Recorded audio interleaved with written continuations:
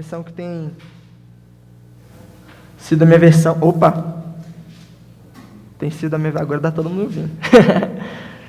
Tem sido a minha versão devocional. Assim diz a palavra do Senhor. 1 Pedro, capítulo 4, versículo 7. O fim de todas as coisas está próximo, portanto, sejam criteriosos e estejam alertas. Dediquem-se à oração. Sobretudo, amem-se sinceramente uns aos outros, porque o amor perdoa muitíssimos pecados. Sejam mutuamente hospitaleiros, sem reclamação. Cada um exerça o dom que recebeu para servir os outros, administrando fielmente a graça de Deus em suas múltiplas formas. Se alguém fala, faça-o como quem transmite a palavra de Deus. Se alguém serve, faça-o com a força que Deus provê, de forma que em todas as coisas Deus seja glorificado mediante Cristo Jesus, a quem sejam glória e o poder para todo sempre. Amém. Vamos orar. Senhor, existe uma razão toda especial para que esse texto se encontrasse com o meu coração, mudasse minha percepção e me desse, Senhor, a oportunidade de compartilhar com os meus irmãos nessa noite. A transformação já foi iniciada ao meu coração, Deus, no meu coração, a partir desse texto, e eu peço que o Senhor transforme também o coração dos meus irmãos que estão aqui nessa noite. Livra-os, Deus, pela Tua misericórdia, de todo tipo de distração, de todo tipo de falta de atenção, cansaço, preocupações com as coisas desse mundo. E os ajuda, Senhor, a estarem atentos, vigilantes e muito prontos, Deus, a receberem a mensagem da Tua palavra. A começar em mim, Deus, me transforma, prepara o meu coração para esse momento e, por extensão, a toda essa igreja, que juntos sejamos moldados, Deus, pela Tua palavra. Em nome de Cristo que oramos. Amém. Amém. Queridos, existe toda uma emoção, e é inevitável que eu mencione isso. Existe toda uma emoção em estar compartilhando a palavra nessa noite. Os irmãos já sabem que nós estamos de mudança, né, para a Missão Palavra da Vida lá em Caldas Novas. Eu estou partindo no dia 1º de julho. E no próximo final de semana nós não estaremos aqui. E no final de semana seguinte vai ser um culto diferenciado, que talvez não tenha oportunidade de termos a chance de compartilhar a palavra. Então, nessa noite, de uma forma especial, eu me sinto responsável em transmitir uma mensagem de certa despedida, uma mensagem de até logo à igreja. Então, nessa noite, a minha intenção não é focar em uma mensagem talvez que soe como algo evangelístico, mas eu tenho muita intenção em transmitir uma mensagem a esta igreja, ok? Então, assim como Pedro escreveu essa epístola geral, está aqui o Saulo transmitindo uma mensagem geral a esta igreja, para que a gente juntos seja edificado por ela, ok? Bom, como já foi mencionado, é uma epístola geral. O apóstolo Pedro, ele escreveu essa carta como forma de instrução àquela igreja. Diferente de outras epístolas gerais, essa daqui, ela aparentemente é destinada a alguns grupos de pessoas, porque é citado algumas localidades ali, né, no comecinho da carta, mais específico no versículo 1 do capítulo 1. Então ele coloca os dispersos no Ponto, na Galácia, na Capadócia, na província da Ásia e em Bitínia, né? Então ele, apesar de ser uma epístola geral, ele é destinada aparentemente a um grupo de pessoas, possivelmente escrita ali entre 60 e 68 depois de Cristo, e tem um propósito muito interessante de encorajar os irmãos a suportarem, não só suportarem, mas a permanecerem firmes na fé diante de perseguições e sofrimentos. Então, nós temos aqui um grupo de cristãos que está passando por certas tribulações, por certos sofrimentos, perseguições, inclusive, em alguns versículos citadas como esbofetear, né? Agressões físicas, em algumas circunstâncias, mas uma perseguição em diversas em diversas áreas, em diversas perspectivas, e então Pedro escreve essa carta no intuito de encorajar esses irmãos, de animá-los, de incentivá-los na fé, a permanecerem firmes na fé.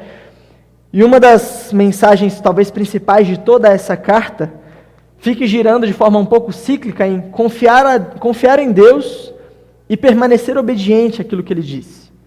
Parece que de forma cíclica, nas diversas orientações, Ele vai sempre dando a orientação, olha, obedeça a Deus, continue confiando nele. E assim Ele vai dividindo essa carta. Ele tem o primeiro momento de saudação, logo em seguida Ele trata a ideia da convicção da salvação, e como nós obtemos essa convicção. Em seguida, de forma muito importante, ele traz a ideia de quais são as implicações de ser salvo, que é uma coisa que normalmente nós não trabalhamos nas nossas igrejas. A gente fala muito sobre salvação, mas a gente não fala o que significa você estar salvo a partir de agora, né? Como deve ser a sua conduta, a sua vida cristã a partir daí. E aí, dentro desse contexto de implicações da salvação, ele vai tratar sobre santidade pessoal, ele vai falar sobre uma conduta de amor fraternal santo, ele vai falar que nós devemos nos comportar como templo e como sacerdotes, no sentido de templos, né, do Espírito Santo e de sacerdotes. Também fala de uma conduta dos relacionamentos sociais, no que diz respeito não só aos relacionamentos familiares, mas também o relacionamento com autoridades e o relacionamento com todos os demais.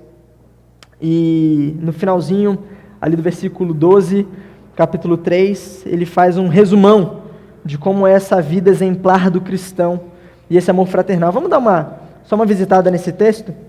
Capítulo 3, ali no versículo... a partir do versículo 10, que fala o seguinte: pois quem quiser amar a vida e ver dias felizes, guarde a sua língua do mal e os seus lábios da falsidade, afaste-se do mal e faça o bem, busque a paz com perseverança, porque os olhos do Senhor estão sobre os justos e os seus ouvidos estão atentos à sua oração, mas o rosto do Senhor volta-se contra os que praticam o mal. E desde lá do versículo 8, então, ele vai falando algumas formas de como você deve se relacionar com pessoas, de forma misericordiosa, de forma humilde, não retribuindo o mal, e etc. E fala o cerne da coisa, o porquê da coisa, ok? E aí entra o capítulo 3, que, digamos assim, é a parte final de exposição do conteúdo dessa primeira carta, que vai se estender até o versículo 11 do capítulo 5, que ele vai falar sobre sofrimento e serviço. Obrigado, pastor. Vai falar sobre sofrimento e serviço do cristão. E que gira também de forma cíclica em pratique o bem, alegre-se no sofrimento e santifique a Cristo através do seu sofrimento.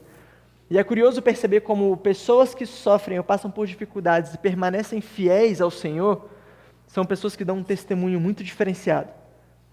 Você vê uma pessoa enferma, com uma doença grave, e que ela permanece fiel ao Senhor até os últimos instantes, são pessoas que nos edificam. São pessoas que dão um testemunho da fé de uma forma diferenciada. Basta a gente olhar um pouquinho para trás e lembrar da irmã Cíntia. A gente lembra de uma pessoa que foi fiel até o fim, e o quanto isso impactou a igreja de uma forma geral, no seu testemunho de fé, no testemunho daquilo que levava como conduta cristã. E diante desse sofrimento aqui, é importante ressaltar que esse sofrimento não é o sofrimento decorrente dos nossos próprios pecados, mas é um sofrimento que muitas vezes é decorrente da conduta cristã, de uma vida de retidão, de uma vida voltada para a glória de Deus, uma vida que é voltada à semelhança com Cristo, e uma vida voltada à unidade do corpo, à unidade da igreja. E finalmente ele conclui o capítulo 5, lá do versículo 12 ao versículo 14, com a saudação final, as últimas orientações que o apóstolo Pedro dá. Então, dentro desse capítulo 4 que nós lemos, do versículo 7 ao versículo 11, nós encontramos esse trecho que acaba girando em um sofrimento, ou uma vida voltada a glorificar a Deus. Uma vida disposta a glorificar a Deus na sua conduta, na sua santidade pessoal, no seu relacionamento com Deus, e assim ela segue. E eu queria dar uma ênfase especial nessa noite, e de forma muito ligeira e muito direta, no versículo 10. Seria muita coisa a ser dita do capítulo 7, do versículo 7 ao 11, mas eu queria me ater ao versículo 10, que fala o seguinte: cada um exerça o dom que recebeu para servir os outros, administrando fielmente a graça de Deus em suas múltiplas formas. Versículo 10. E existem uma série de elementos nesse versículo que eu queria destacar, e eu queria que você permanecesse com a sua Bíblia aberta. Para iniciar, o termo que a NVI coloca com cada um. Cada um. É curioso pensar que, nesse versículo e nesse contexto de vida em comunidade, ele dá uma importância especial, ele dá uma ressalva aqui no termo cada um, indivíduo, pessoa. Ele está tratando de linhas gerais de uma comunidade, de como servir, de como conduzir as nossas vidas. E ele entende que, em linhas gerais, essas comunidades, elas frutificam, elas prosperam a partir do momento que o indivíduo se preocupa com aquilo que é importante, que seja atento, seja voltado a sua atenção. Aquela velha história da corrente suporta aquilo que seu elo mais fraco suporta. Então, como corpo de Cristo, a nossa força é o tamanho da força daqueles que estão mais fracos. Isso é um princípio importante para nós entendermos como igreja. Então, dentro desse termo cada um, a gente entende a pessoalidade dessa responsabilidade, que pertence a um indivíduo específico e que nesse cada um aqui refere-se a um dom e a nossa responsabilidade individual em usá-lo com um propósito. Perceba o início da frase: cada um exerça o dom que recebeu. E é curioso perceber isso porque é muito comum, principalmente quando você fala com jovens e adolescentes, uma busca quase que incansável, desesperada, para eles entenderem qual dom eles têm. Qual é meu dom? Qual é o meu chamado? Qual é a minha missão? Qual é o meu ministério? E aí a gente gosta de listar, uma série de ministérios e faz quase aquelas provas, testes vocacionais. A gente faz testes vocacionais para entender qual é o ministério que a gente faz. Então a gente vai juntando as aptidões, os talentos aqui, para construir, eu tenho, então é isso aqui. Só que é curioso pensar nisso, porque, a gente vai falar um pouquinho mais para frente, mas a ideia aqui que o texto traz a nós é a ideia de que, como cristãos, cada um de nós já tem um dom, já recebeu um dom. Então, cada um de nós, já existe algo em nós intitulado de dom. E é importante sim que você entenda todas as variações envolvidas com esse dom, e no desenrolar desse texto a gente vai ver um pouco sobre isso, mas é importante você entender logo de cara que o termo cada um, que diz respeito ao dom que diz ali na frente, já diz para você tem um dom, ok? Você tem um dom. E eu não estou querendo dizer com nenhum tom de coaching, de motivacional para você você tem um dom, receba... Não é isso não. Até porque o próprio texto ele já mata isso logo de cara quando ele fala para servir os outros. Então, vamos com calma. Dom, aqui, a ideia é de que você tem um dom, ok? E esse dom precisa ser exercido. Cada um exerça o dom. Quando a gente percebe essa palavra exerça, a gente percebe um teor prático, uma ação, uma ideia de que o dom que agora você tem, que você já entendeu que você tem, ele precisa ser posto em prática.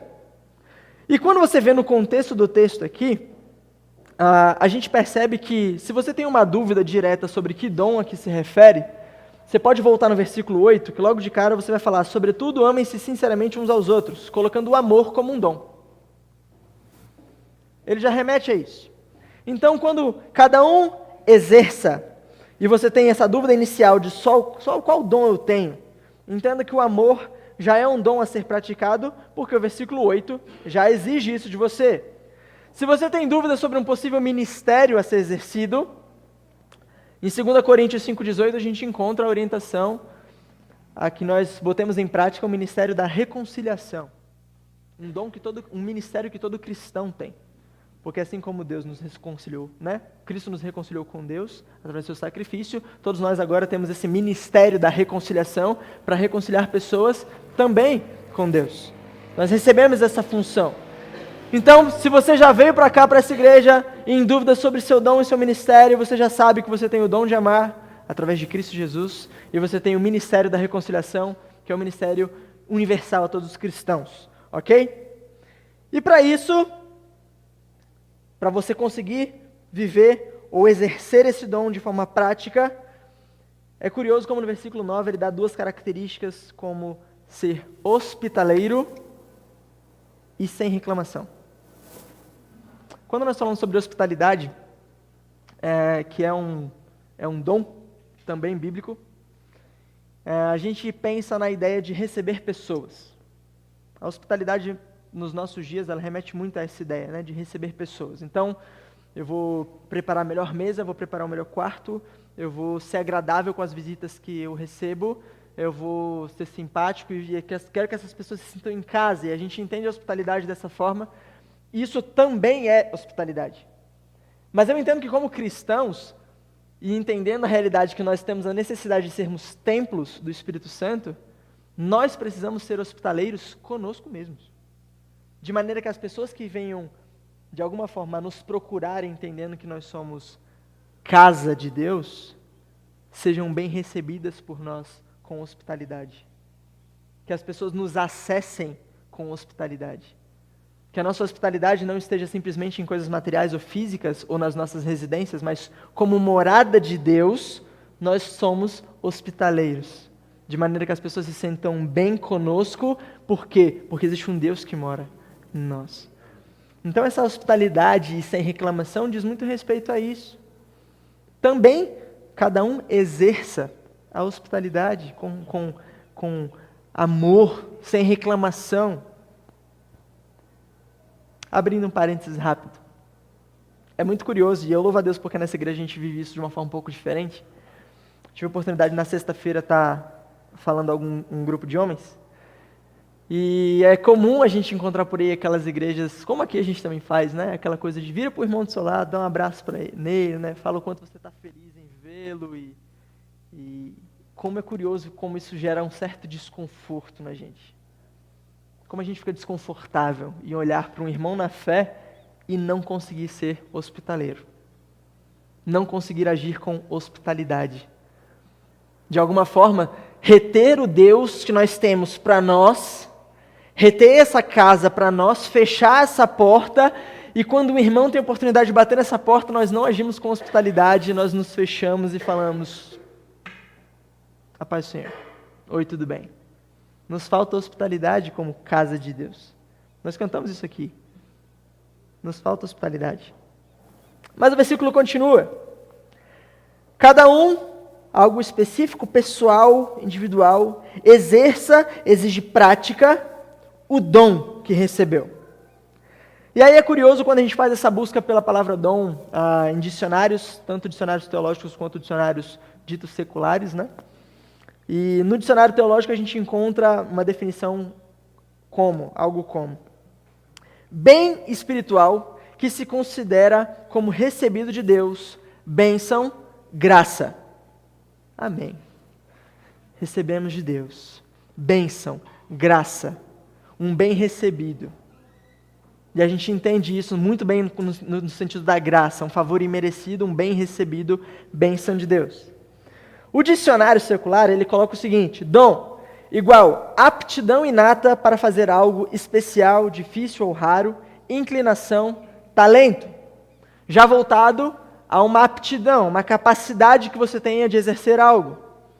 Também faz muito sentido. E para mim, nesse texto, quando coloca cada um exerça o dom que recebeu, nós estamos nos referindo às duas coisas.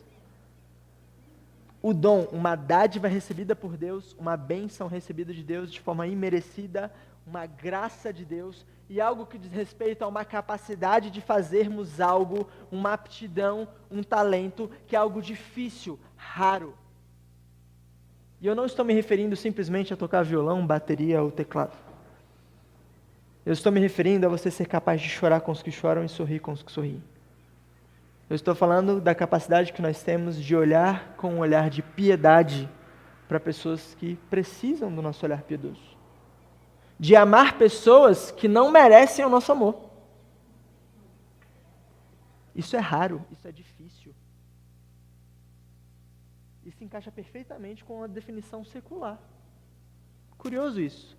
Uma capacidade, uma aptidão que nós recebemos da parte de Deus, de maneira imerecida, graciosa, uma bênção, de fazer algo difícil, raro, especial, que normalmente a gente não encontra por aí. Tem a ver com dom. E aí só aqui, se a gente parasse aqui nesse versículo, a gente já está com um baita desafio pela frente. Cada um exerça o dom que recebeu. Puxa vida. Todos nós temos um dom. Precisamos botá-lo em prática, e esse dom diz respeito a algo que foi recebido da parte de Deus, e que é uma aptidão que nos torna capazes, por causa de Deus, de fazermos algo que é difícil, que é raro, um talento. Baita desafio, hein? Mas é curioso, a continuidade do versículo, cada um exerça o dom que recebeu, e a gente precisa parar nesse para. Porque esse para, ele vai fazer toda a conexão do versículo do indicativo de finalidade. Nós temos um linguista aqui, eu não posso falar muita besteira nesse sentido. Então, mas a ideia é de um apontamento de direção de como, para onde você deve exercer esse dom. O que você faz com isso? Você já entendeu que você tem um dom, você entendeu o que tem que pôr em prática, você já entendeu o que é esse dom? Ok, e agora? Qual é a finalidade? Como aponta? Qual é a direção? E aí ele casa perfeitamente com o versículo 5, com a continuidade, servir os outros, que é o quinto elemento do versículo que nós estamos olhando aqui. Servir os outros. Cada um exerce o dom que recebeu para servir os outros. Queria fazer uma parada específica aqui. É curioso pensar que no contexto desse texto de 1 Pedro, como eu falei inicialmente, nós estamos encontrando uma orientação, uma carta de Pedro para encorajar cristãos que naquela etapa da vida, naquele momento como comunidade, como igreja, sofriam algum tipo de perseguição e algum tipo de sofrimento. Ok? E eu gostaria de imaginar um cenário com vocês aqui agora. Imaginemos que em determinado momento nós descobramos, nem sei se é assim que fala, vamos supor que nós tenhamos que o Estado Islâmico tem crescido absurdamente aqui em Brasília e começaram alguns atentados, algumas perseguições específicas em contextos de igrejas evangélicas. E em diversos pontos da cidade a gente percebe que tem acontecido algumas circunstâncias dessa forma. E em determinado momento, durante o nosso culto, durante a nossa ministração, nós escutamos alguns carros fazendo curvas velozes e a gente não acha isso tão estranho, apesar do barulho alto que faz. E nós escutamos barulho na escadaria, e esse aqui é a nossa saída de emergência, a gente não tem para onde ir, é só aquele caminho ali. E em determinado momento nós nos deparamos com um grupo ali de terroristas dispostos a uma matança aqui. A um momento de perseguição extremo. Eu consigo visualizar e imaginar com facilidade muitos casais se abraçando e correndo, um tentando proteger o outro. Consigo imaginar algumas pessoas tentando fugir pela janela, não sei, alguma coisa nesse sentido. Consigo imaginar pessoas correndo para dentro, consigo imaginar muitas coisas nesse sentido. Mas dificilmente eu consigo imaginar todos nós nos juntando de alguma forma para juntos fazermos alguma coisa. Onde eu quero chegar? Parece que em momentos de perseguição, em momentos onde a gente não vê mais saída para as coisas, dentro da nossa cabeça o start é, a partir de agora é cada um por si. A partir de agora salve-se quem puder. Se você como indivíduo pode sair e se proteger, faça isso. Se você conseguir se livrar sozinho de alguma coisa, faça. E a gente vê aquele ambiente caótico porque parece que todas as pessoas, de alguma forma, elas correm para se salvar, elas correm para se resolver, e é cada um por si. Cada um por si. Só que é muito curioso pensar nisso, porque nesse contexto de perseguição, de sofrimento em que aquela comunidade estava, a orientação que vem de Deus através do apóstolo Pedro é: sirvam aos outros. Não é use o seu dom para benefício próprio. não é use as capacidades e os talentos que eu te dei para benefício particular. Sirva aos outros. Essa é a finalidade. E isso ganha um peso muito diferente quando a gente entende que eles estão nesse contexto de perseguição, nesse contexto de sofrimento, nesse contexto de tribulações, onde o apóstolo fala: alegrem-se por vocês estarem passando por essas coisas, continuem perseverando na fé, continuem juntos, sirvam uns aos outros. Trazendo para os nossos dias, ainda dentro desse sirvam aos outros. Por que nós, como cristãos, nos fechamos quando passamos por problemas na nossa casa? Essa é uma pergunta importante a ser feita.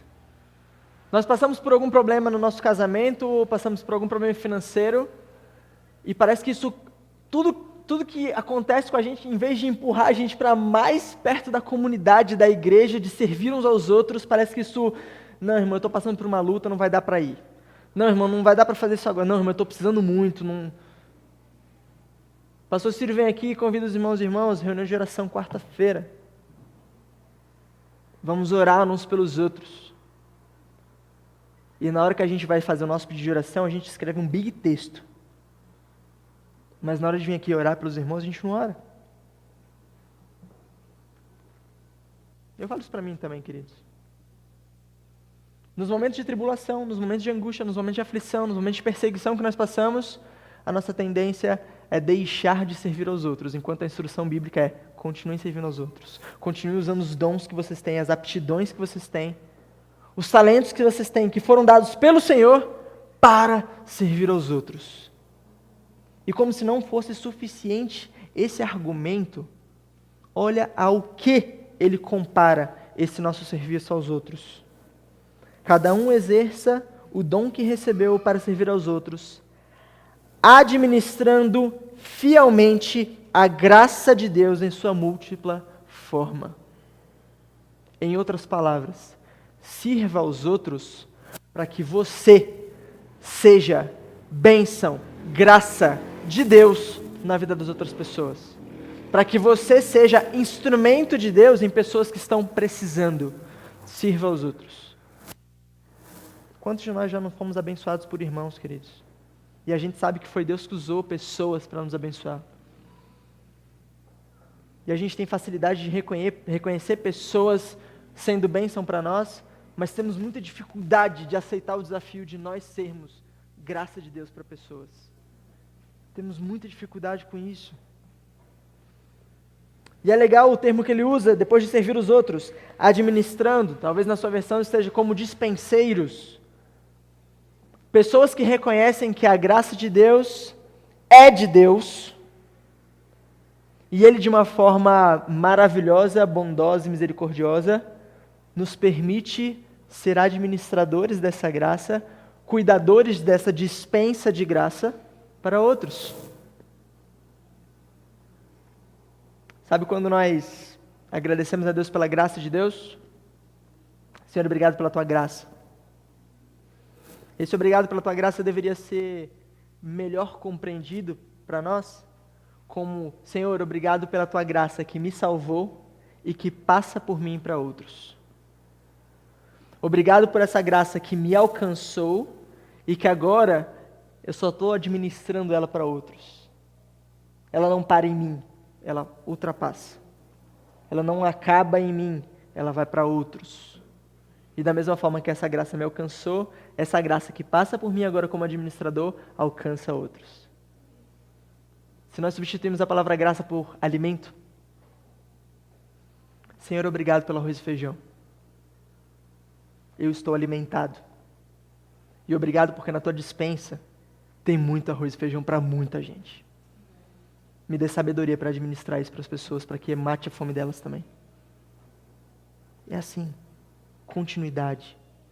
E aí a coisa vai casando de uma forma, vai sendo costurada de uma forma maravilhosa, porque a gente vê que cada um exerce o dom que recebeu para servir aos outros, administrando fielmente essa graça de Deus, esse favor imerecido a nós, que não deve ser condicionado a outros. Afinal, graça não foi condicionada a nós. Nós não merecíamos. Por que os outros têm que merecer? E aqui entra, de novo, aquele resgate da ideia do dom.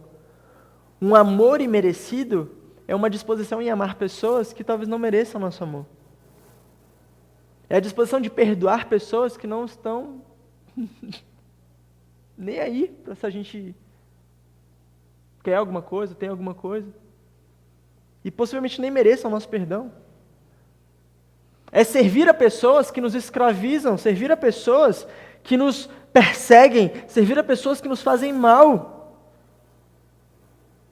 Isso tem a ver com um favor imerecido a nós e que nós não condicionamos a outros. Eu não posso olhar para o meu filho mesmo e falar, olha, ele merece Jesus a partir do momento que ele dormia a noite toda. Ele merece Jesus, ou ele merece a graça de Deus a partir do momento que ele fizer isso ou aquilo. E nesse contexto, eu lembro da palavra do pastor Marlon há um tempo atrás, que a gente não tem papel de juiz, queridos. A gente não tem papel de juiz, a gente não está aqui para trazer juízo, a gente está aqui para trazer graça. Nós não somos administradores do juízo de Deus. Nós não somos dispenseiros do juízo de Deus, nós somos dispenseiros da graça. E tem um monte de gente morrendo de fome e a gente está querendo ser juiz para dizer quem é que merece, quem é que não merece graça. Eu queria ter tido tempo para trazer algumas imagens para mostrar para vocês hoje da nossa facilidade em, só analisando o exterior, em achar que certas pessoas não merecem a graça de Deus. E eu imagino que talvez a irmã Zilda seja um exemplo fenomenal para nós, de pessoas que nós normalmente marginalizamos a graça de Deus. Nós negamos a graça de Deus, porque presidiário já teve a chance.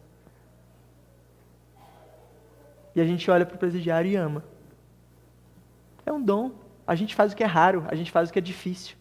A gente faz aquilo que ninguém faz. E na continuidade do texto, já caminhando para a conclusão, ele usa um termo aí que eu gosto muito, e que tem os seus desafios hermenêuticos na compreensão, mas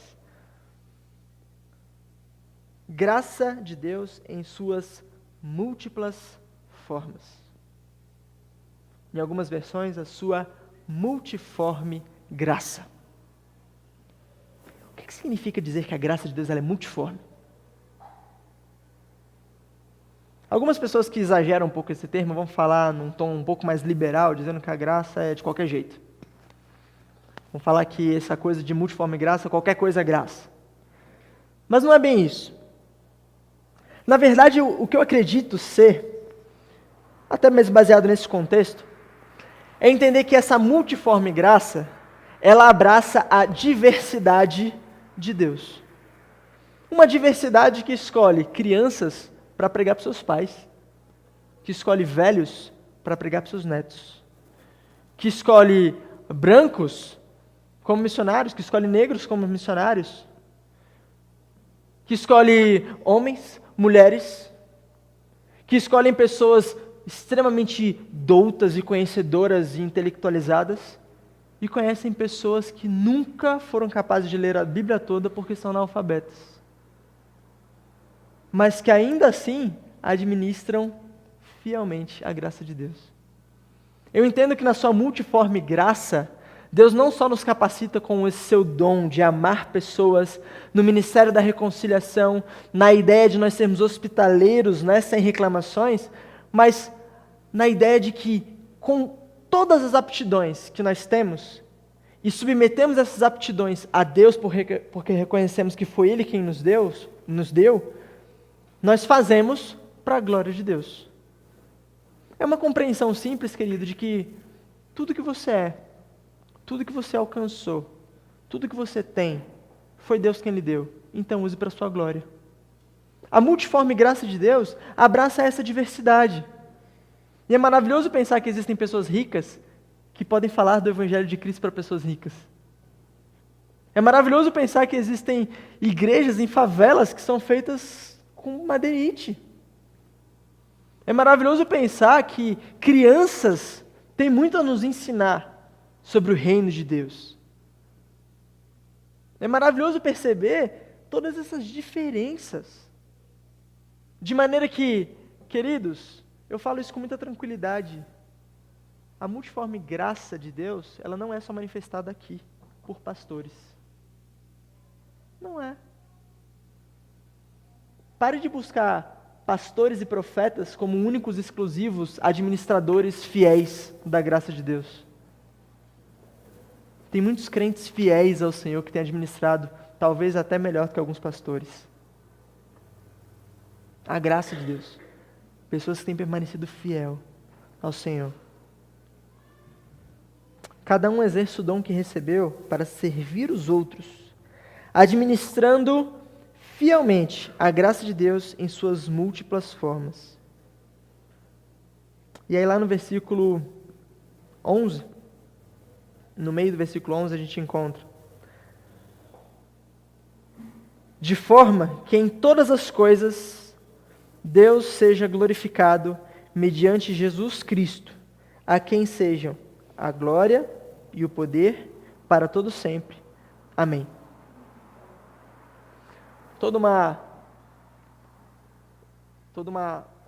Um conjunto, uma complexidade de informações em um versículo para dizer para nós: você como um indivíduo salvo, recebeu o dom de Deus que precisa ser botado em prática. E precisa ser botado em prática não para você servir a si mesmo, mas para você servir a outros. E servindo a outros, você administra fielmente uma graça que você recebeu de graça e que agora você está dando para outros de graça.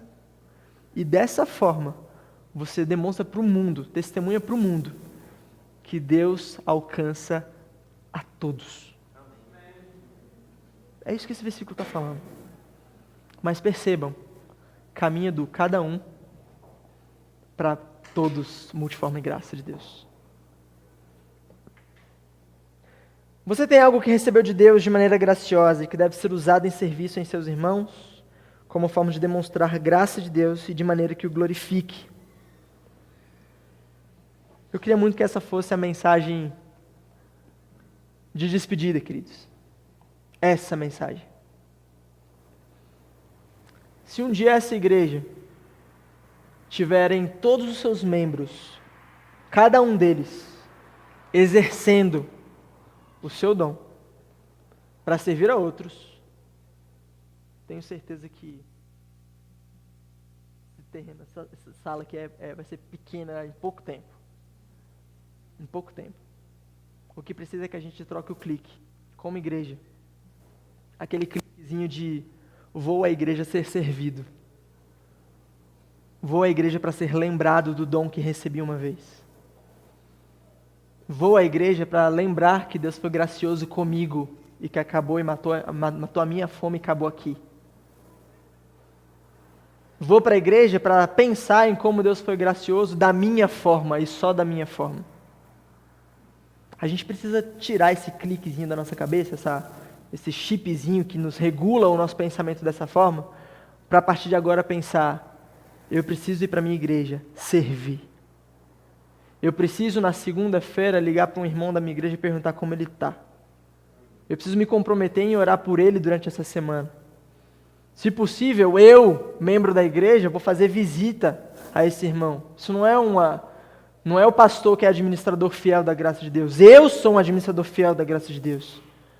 Então eu vou lá com palavras de ânimo a esse irmão. Eu vou lá com um abraço apertado. Eu vou lá com um carinho. E se possível, até leve o seu café. Para que a pessoa que está te recebendo encontre em você a hospitalidade. Encontre em você os braços abertos. Encontre em você a disposição para servi-lo. E dessa forma, querido, a continuação lá no versículo 11. Deus, em todas as coisas, será glorificado mediante Jesus Cristo. Nós honraremos a Deus dessa forma. Nós glorificaremos a Deus dessa forma. E como forma de despedida e antes da oração, eu queria fazer esse pedido aos irmãos. Que vocês vivessem isso. Eu queria pedir a casa de oração, Assembleia de Deus, casa de oração, que vocês se comprometessem com Deus em viver isso. em entender que vocês têm um dom que precisa ser exercido, e eu vou repetir isso inúmeras vezes, e precisa ser exercido de maneira fiel, servindo aos outros, porque isso tem a ver com administrar a graça de Deus. Mas eu queria acrescentar um finalzinho no versículo, e não vai vir de mim mesmo, vai vir do versículo 7.